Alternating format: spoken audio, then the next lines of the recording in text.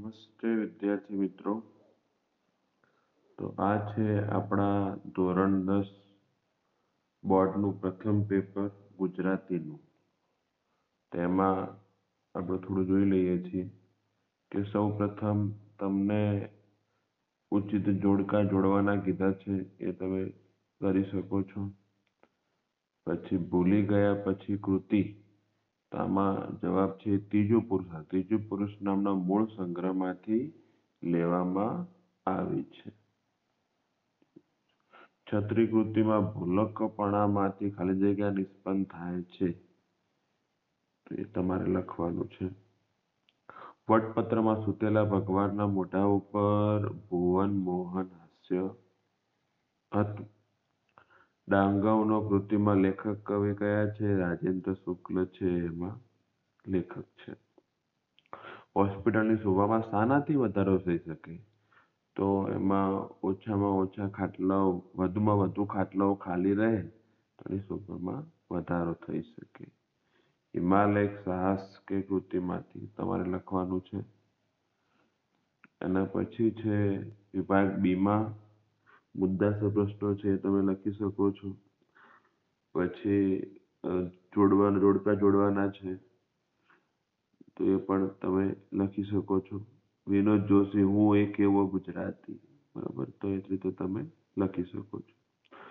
ગંગા સતીને ખાલી જગ્યા નજર સામે રાખી ભજનો ગાયા હતા પાનબાઈ, શું આવશે? પાનબાઈ। મોરલીના આભમાં શ્યામ નામનો મયંક ઉગે છે। કુટુંબ જીવનના સંબંધ મધુરોનું ચિત્ર ચાંદલિયો આવે મારા ખ્યાલથી કાવ્યમાં છે। વતનની વિદાય થતા કવિ વતન પ્રત્યેનો તલસાટ અનુભવે છે। પછી એક વાક્યમાં કે ગરીબ સ્ત્રીની ચૂંદડી ક્યાં સુધી રહે છે, તે તમારે લખવાનું છે। અને કવિની દ્રષ્ટિએ ભારવાળો મુગટ એટલે શું? તો જવાબદારીનો મુગટ, એને ભારવાળો મુગટ કહેવાય છે। એના પછી 3-4 વાક્યોમાં 8-10 વાક્યમાં છે। પછી સાચો વિકલ્પ છે કીડિયારું, કઈ રીતે લખશો? કીડિયારું નહીં, આ છેલ્લું આવવું જોઈએ કીડિયારું। સન્નિધિ પણ છેલ્લું આવવું જોઈએ। ચાતુર્માસ, ચાતુર વત્તા માસ, બરાબર, બીજા નંબરનો। તેજપુંજ, તે આપણો આવશે દ્વંદ્વ સમાસ।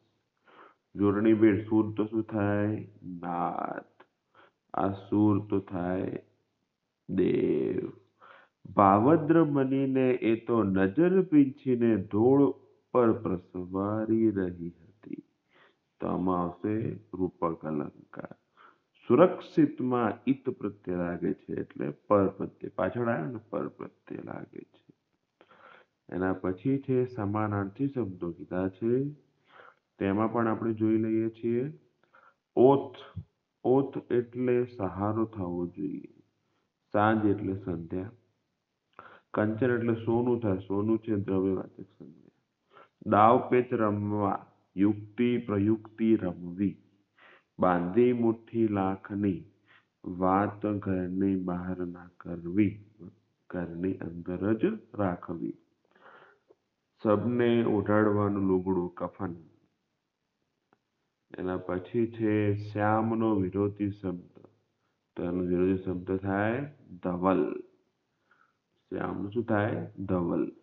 જશોદા મૈયાથી કૃષ્ણ કુંવરને શણગારાયા, એનું કર્તરીમાં, તો જશોદા મૈયાએ કૃષ્ણ કુંવરને શણગાર્યું।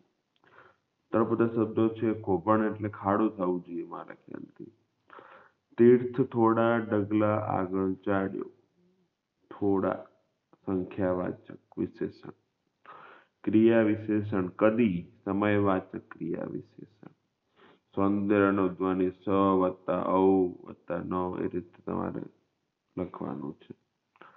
એના પછી છે પ્રેરક વાક્યોમાં લખવાનું છે તમારે, આપણે પ્રેમ શૌર્યનું ગીત ગાઈએ, તો આપણે બાળકોથી પ્રેમ શૌર્યનું ગીત ગવરાવીએ, આ આપણો દોહરો અલંકાર છે। યમન સફર લગા તો શિખરણી આવવું જોઈએ।